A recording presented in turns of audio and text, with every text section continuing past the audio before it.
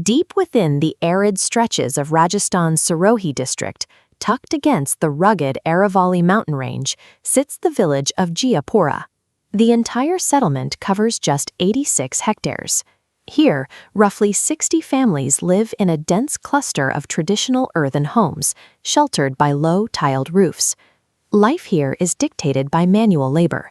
The 300 residents rely on shared hand pumps to draw water for themselves and their livestock.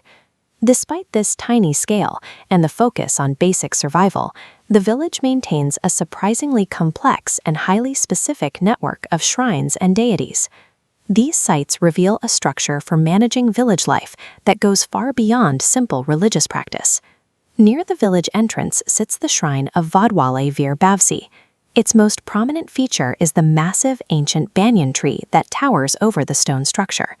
In this dry landscape, the tree itself is considered a divine residence. This status ensures the banyan remains protected, effectively using local tradition to enforce the conservation of rare vegetation.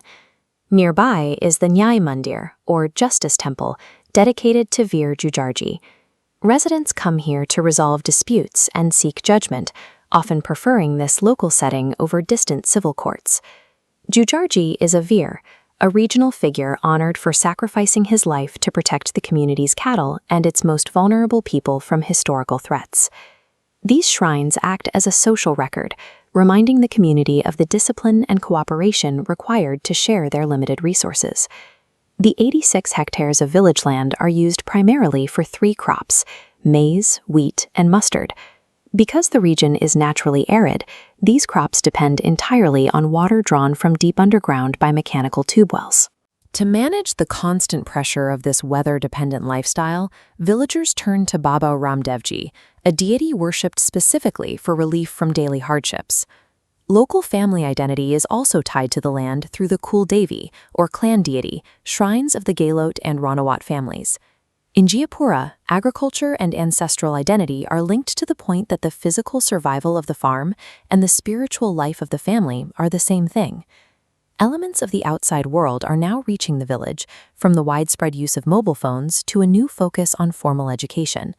For many young people, school is miles away, requiring long commutes on the Jugad, the makeshift motorized vehicles common in rural Rajasthan. Even as they look toward professional careers, the younger generation maintains a strong connection to the Hanumanji temple. Every Tuesday and Saturday, students come here specifically to seek a sense of calm and confidence before facing modern academic exams or competitions. Faith in Jiyapura is being adapted by the youth to help navigate the stresses of an increasingly competitive world.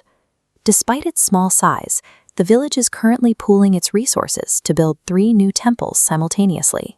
For 62 families living on subsistence farming, the financial and physical effort required for this construction is significant. While paved roads and digital technology slowly integrate into the hills, Jiyapura is choosing to prioritize these communal spaces.